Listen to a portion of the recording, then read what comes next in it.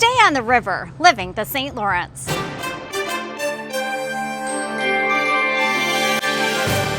How did the islands get their names? What were their origins, and when did they get surveyed?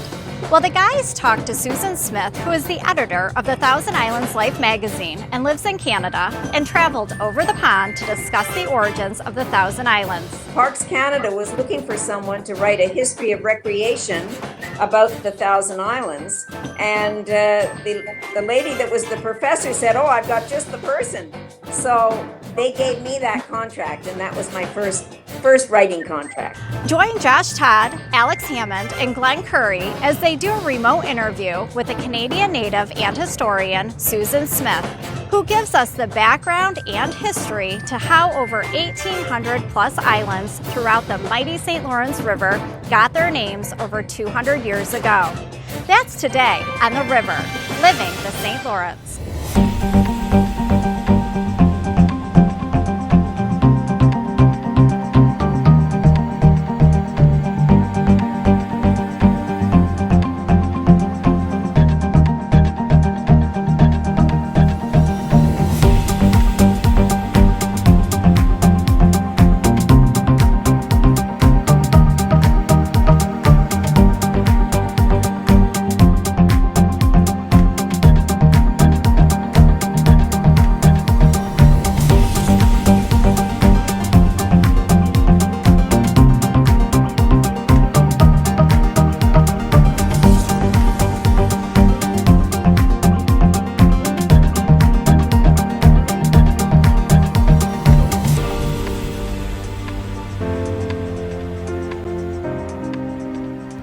Everything has an origin, and today our guest Susan Smith showed us how and why the islands of the St. Lawrence got their names. Hi Susie, we appreciate you coming on virtually. I haven't got a chance to discuss your career and how you got started. If you got a moment to briefly discuss how you got into writing and even what you did in your past life. What happened originally was we had a cruiser. And my husband was the one who was at the helm, and I was the one that had all the charts. And it drove me nuts. Why would someone name a beautiful island death dealer or bloodletter? And why did the international boundary zig and zag through the islands? And I wanted to know all the quick answers. So I kept going to the gas stock boys and asking them, and I'd get that, "Oh, I don't know. Oh, I don't know." So I decided I'd just look it up myself. And we were living in Montreal, and I went to the Westmount Library, and I started to look up as much as I could about the Thousand Islands. And from there, I went to Parks Canada. And one of the girls that was working there said, "You should meet my mother. She's a professor of history at Dawson College in Montreal." So I made an appointment, and I went to see her. And like most amateurs, we get so excited about what we know, we start jabbering away and never listen to what the person that we're interviewing is really telling us. And it was the best thing I could do because Parks Canada was looking for someone to write a history of recreation about the Thousand Islands. And the lady that was the professor said, "Oh, I've got just the person." She came to visit me and she never stopped talking. And she knows more about the islands than anybody. So they gave me that contract, and that was my first writing contract. Am I safe to say that your expertise is in the naming of the islands, how they got their names, like you said? That was always my passion. And I was able to find some wonderful resources. I went to England. I went to Washington, D.C., and certainly our Canadian archives and library and archives had a wealth of information. But nobody had really pulled it out. It wasn't all in a book. So I just kept gathering material and gathering, and pretty soon I was finding the answers to some of the questions as to why it was bloodletter and death dealer and why the international boundary line zigged and zagged. And one of the books that I found after I'd done quite a lot of research was a book by a man by the name of Delafield. And he actually was one of the ones that was given the contract by the U.S. government to be on the official survey team that was going to set the international boundary. And the best part about the book was that he wrote, I think it was printed maybe 500 copies. And I somehow was lucky enough to get one. And it was a whole journal showing every single day that he did the international boundary survey. And so it had all the information about the time he was in the Thousand Islands. So that was kind of exciting. So you actually had to go overseas to find out the names of the Thousand Islands. Did that surprise you from the beginning, Susan? It did, because I thought that maybe they're, the British are pretty good about keeping records. And I thought maybe it would be simple to just, I was going to England and with the specific purpose of going there, but I also went with a friend for the first time. I'd never been to England before. My father and mother were from England. So I thought, well, I'll go and I'll just spend a day at the Hydrographic archives, which is in Taunton, England. And I got there and I kept asking for the Owen charts. There were a series of 5 charts that were actually drawn and organized by a man by the name of William Fitzwilliam Owen. And then the next morning when I got up, I went down to the archives again. I only had the morning, just when the punk started, and they had, studs all over their shirts, and these kids were punk hair, and these kids were not all that interested in the British archives, but I was. And a man went over and he picked out a big dusty volume and he put it on the table and went poof. And he said, in this book, we've got all the lists of where all the charts are listed here in this building. And I knew that our charts were one of the very first ones printed, the ones for the St. Lawrence River and the Great Lakes were some of the very first ones that the British Hydrographic Office actually printed.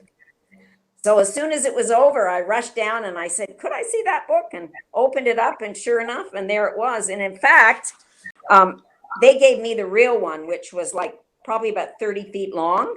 And it was the actual hand-drawn chart where they would do a survey at night. During the day, they would take those little the papers and all the information that they had, and they would actually take either a sailboat or row it to Kingston and give it to the Hydrographic office, which was down right by Fort Henry. It was called the Hydrographer's house, and they'd give it there. And then those people would take all those figures and actually plot it out on paper. And then the final thing was put on this big long sheet, and that's the one that I was able to find. Amazing. What year was all this done? It was after the War of 1812, when Britain wanted to open up the Canadas, and they said, and the United States, they were going to put in the boundary. So it was pretty safe that shipping could then start. And they wanted to do shipping channels right up through the Great Lakes. So, Susan, from taking the Uncle Sam boat tour down in Alexandria Bay, I guess the blanket fact that they give about the islands and how many are split between Canada and the United States is that there's actually more islands on the Canadian side, but more bigger islands landmass wise on the American side. And that whole zigzag was to try to divide them equally. Is that yes or no? See, so that's what they tell me. That was my thought. So they made the decision that the border would go straight down the middle. But when it got to the Thousand Islands, there was no middle. And Kingston did not want to give up Wolfe Island. They didn't want the Americans to be that close to Kingston. So they said, we'll tell you what, we'll take Wolfe Island and we'll give you Barnard Island, and we'll also give you Carolina Island up in the Niagara River. So that's why those two were separated. And then the rest of the time, it went right down. And they originally said, well, we'll just go through an island. And then somebody was smart enough to say, wait a second. Island could be, you could have breakfast in, Canada and lunch in the States. That's not going to work. Yeah. So they then said, we will go and we will do it down. So when it goes down by Wellesley Island was then on the American side because it's about midway, and Hill Island was on the Canadian side. So the worst part of the survey was that little tiny rift right underneath the border, where the border bridge is. There's a little tiny rift that goes straight down there. And that was really difficult to survey. Fascinating. Yeah. Can you speak to William Fitzwilliam and what he actually did? Was he a Was he a pilot at that time? Was he a captain of a fleet? He was a hydrographer. He's a really, in fact, I am always telling everybody that, when I die, he's going to be the first person I'm going to look up because I still have lots of questions. He started out, I think he was about 10 or 11 years old, and he was put into the British Navy, was taught how to do surveying, and he actually taught everybody when they came here how to do the surveying. After he did the survey here, he ended up going to Africa, and he did the east and west coast of Africa. And all of the names that we have here in the Thousand Islands, many of them were of the little islands and so on the east and the west coast of Africa. They've been changed, obviously, over the years, but many of them were exactly the same. And in fact, a couple of his surveyors that were here in Canada went to Africa as well. And then he retired. And his father had been given a land grant, believe it or not, in Campobello Island off of New Brunswick. And so he came to Canada, and he lived on Campobello Island. He became a member of the New Brunswick legislature. And everybody thinks Campobello Island, they only think of Roosevelt as a summer home, but it was Captain William Fitzwilliam Owen's island, really. Is my research correct in that he named a lot of the western side of the Thousand Islands after his ensigns and his officers? Ones that they were called the hydrographers. That's right around Bolt Castle. Those islands there were named after the hydrographers. But 55 islands around Wellesley Island, which was named after the Duke of Wellington, Sir Arthur Wellesley, they were named after officers who fought in the Peninsular Wars with Wellington. And so you've got Hill and you've got Murray Island, and all of those were officers who fought in those wars.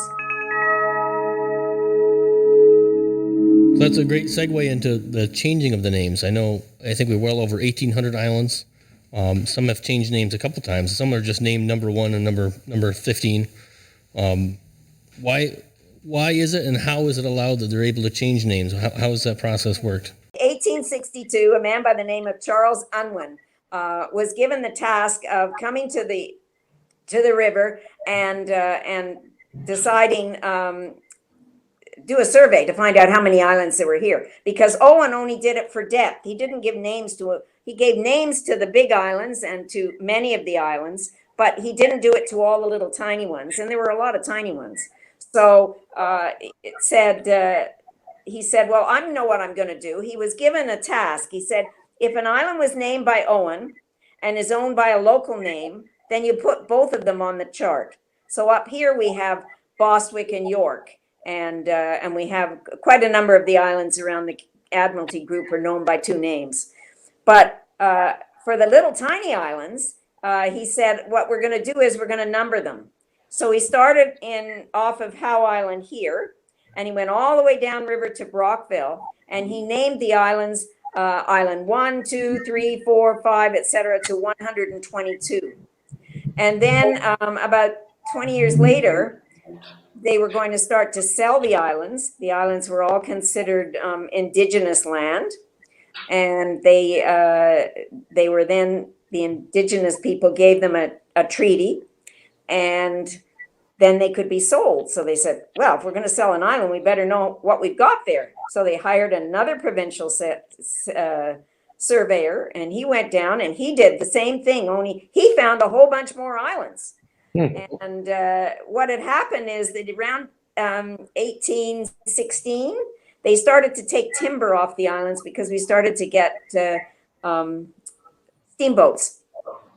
So the islands were almost all cut down. All the wood on all the islands were sort of cut down. So all of a sudden, what would have just been maybe a brush or something, all of a sudden was, looked like a sizable island. So he did it very creatively. He said, I'm going to do Island 1, and then the 3 or 4 little islands around it, I'll call them 1A, B, C, and D. And he did that all the way down to Island 122. So I had someone call me the other day and said they wanted to look at Island 80J, and did I have any idea where that would be? And I could look it up on my chart, and sure enough, I know exactly where it is. So some of them were 80, went all the way up to J. Some of them were just very small, and it would just be A, B, and C. That day I was in the British Admiralty Islands, what I had done was I had taken the Owen charts and I had written down every name. So I had about 250 names, and I was trying to find out who all the people were that they were named after. And there was one man by the name of Porter. I couldn't find a Porter anywhere. I mean, in the Admiralty group, it's not so bad because they were admirals on the high seas, but they were also the head of the Admiralty. So they were the business people in the Admiralty. And they named them after the people who did the chart making, Walker, the people who were the chief hydrographers in northern Ontario, northern Quebec. All of these people they were all, because they worked for the Admiralty, they all had names, but I couldn't find Porter. And the day that I was there and opened up this long thing, I realized that it wasn't Porter, it was called the Porter. A man who actually was the porter in the office, and he would carry the charts from one room to another room. Well, in true British fashion, there's a book written about all the people that worked in the Admiralty. And I found out that the man that was the porter at the time that Owen did his charts was a man by the name of James Newbegin. So anyway, that island is now called Aubrey Island, and it's a park island, and everybody stays there. For many years, it was called Burnt Island, and then the St. Lawrence Islands National Park gave it the name Aubrey, and it became Aubrey Island.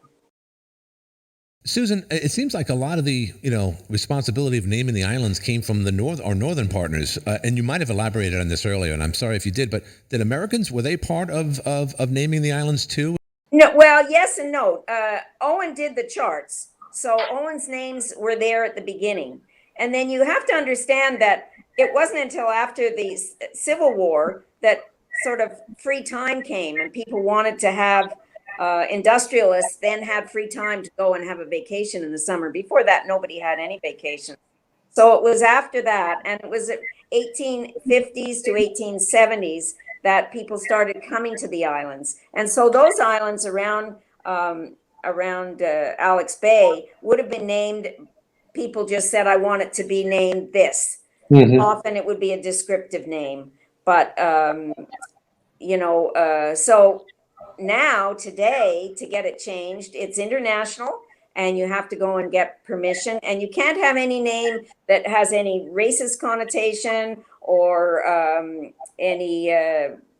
you can't really, they don't want you to have the name if it's been used somewhere else. We have, I think there's 6 bluff islands in the islands, and that does mix everybody. I went to the Jefferson County Historical Society. I had so much fun there. And I asked about Thousand Islands, and they said, well, we have a couple of files, and they brought them down. They put them on the desk for me. And I started to look, and I came across a little tiny book, about that big, a little black book. And it was all done in pencil with a few scribbles of pens on the side with prices. And all of a sudden, I realized that they were island names and that they had a name beside it as to who bought it and how much they paid for it and where it was in the river. And whose book is this? I mean, this is gold. I want to know whose book. Yeah. So I kept going through it, and in the back were a whole bunch of pages about selling panes of glass. And Andrew Cornwall was the glass salesman. He was the one that sold glass. And I realized that he had been when he went to Alexandria Bay, he was given the job of looking after the estate of the man who ended up owning, like getting the grant for all of the American islands, and he was selling them. And that was the first price recognition and who bought them, and that was really fun. Wow, amazing! Pretty exciting day. So this is almost, I'll call it Indiana Jones stuff, where you go in the back room of a museum or a library, you dig up an old dusty book and you pieces and you put them all together. And they don't even know what they got. Mm-hmm. Right, but Susan did. Yeah, it's true. Yeah, you found something that was right here on Lower Washington Street at the Paddock Mansion, and they had no clue how important that was. They do now. They do now, thanks to Susan. Is this the first vacation spot for the rich in America, just like Niagara Falls was for people that got married and so forth? Well, yes and no. Certainly, Rhode Island was probably much more, and some of the Massachusetts area, Cape Cod, and so on. It was a little bit closer and easier to get to. And when they would come, they would ask their friends to come. And you can imagine sitting out on a Sunday afternoon, and you have to get that train and go back to New York, and they're saying, no, I don't want, I want to be here. And the other thing, my summation, I haven't had it positive, but I always tell the story of how the tour boats and the fishing guides would take all the men out on the boats, and the women would go on the tour boats. And they would see these mansions, and they would see these things, and then they'd go back to the Thousand Islands house in Alexandria Bay. It was built right where today is the E.J. Noble Hospital. They would have to sit on the veranda, and Mrs. Jones had to listen to Mrs. McGillicuddy talk about her grandchildren morning, noon, and night. And she finally said to her husband, "You know what? I'm not doing this next year. You buy an island and build me a house, and then I'll be happy." And so I'm sure that's how many of those islands were suddenly settled. So we were discussing that it takes a certain type of person, or it draws a certain type of person to be an island resident. Do you think that's true? And what type of people are drawn to be on an island in the middle of water and in a little bit of solitude? Oh, certainly the water, the solitude, and there's something about living on an island that I say it's like a passion. But one of the big things is that you have to be a boater. You have to understand that everywhere you go, you need to have a boat, and you have to go in safety, and you have to watch the weather. And then you need a proper destination on shore to keep that boat, unless you're going to take it out each time, and that's just as difficult. And then you have to have the supplies. If you have a propane tank, you have to have the tank. You have to have water. We happen to have a well because we built a winterized house. And so we put in a well, but most of them just have filtration systems. So there's a long list of things that you have to be prepared to tackle. And a lot of people are very happy to do so. We have 25 islands right around us that are owned by Americans, and they've been closed. They've been dark for now 2 years. So this is going to be wonderful that they're coming back. I heard a story that Americans who did own an island went back north, and when they arrived there, that their Canadian neighbors had got their camp ready for them, hooked up the water, and cleaned it out and got all the windows opened up and aired out for them, and it was ready to go when they arrived on the 9th. Wow. That was very nice. That is nice. I'm curious if, with all your research, like I said, we're barely touching the tip of the iceberg of what you've compiled. Do you have a favorite island naming story or a favorite island, or can you get into that a little bit? Well, I've got a favorite name story, and that is there was a group of islands down in right at Crossover. It's called the Amateur Group. I could never find out why Owen named it Amateur. And one day I was in the Canadian archives, and I found a picture of an Indigenous chief. And it said the name was stamped on it. The artist's name was Jebb, Jebb. And I suddenly realized that man had been a British engineer. And I then looked up all the British engineers that were working in Canada, building Fort Wellington down in Prescott, and all the British, they were doing things up in Kingston, but they were British Army engineers. They were not naval engineers, nor were they naval hydrographers. And so Owen was very smart. He named that whole group of islands after all of these Army engineers and called them amateurs. Wow. Oh. We would say the opposite, that the Navy are actually the amateurs.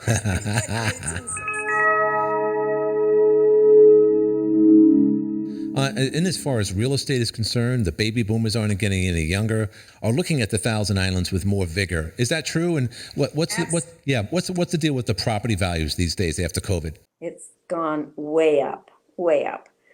Just during COVID, it's gone way up. So I don't know what it's going to end up being at the end, but they've gone way up. It's a problem because many of the islands are owned by generations. They're fourth, fifth generations. And very often the families can't afford, if the taxes go up as much as people, do up in the Muskokas, taxes are $20,000-$30,000 a year. Well, not very many people can afford that if they've got a small cottage on an island. Right. So it's going to change. I think it'll change. Susan, I just got to ask you simply, what's the future look like for the Thousand Islands and the surrounding area? Oh, I think it's bright. I think it's a very bright. I mean, you just have to look at the place. We all love it. And I think the best part about it is there's so many caring people. There are people that support the land trust, that save the river, all the museums on both sides of the river. I mean, these are people who they go all out to support. And as long as that's happening, and the art galleries and the music, as long as that's all supported, I think we're just going to have a wonderful life. I agree, Susan. Guys, I think you agree as well. I couldn't have said it any better myself. Thank you so much for coming, Susan. Well, thank you. Thank you, Josh. Thank you, Alex. And thanks for everyone watching our episode today with Susan Smith on the river, living the St. Lawrence. We hope you enjoyed today's episode. We hope you join us next time, because if it has anything to do with the St. Lawrence River, we'll talk about it here. I'm Lori Doldo. Thanks for watching, and we'll see you next time on The River, Living the St. Lawrence.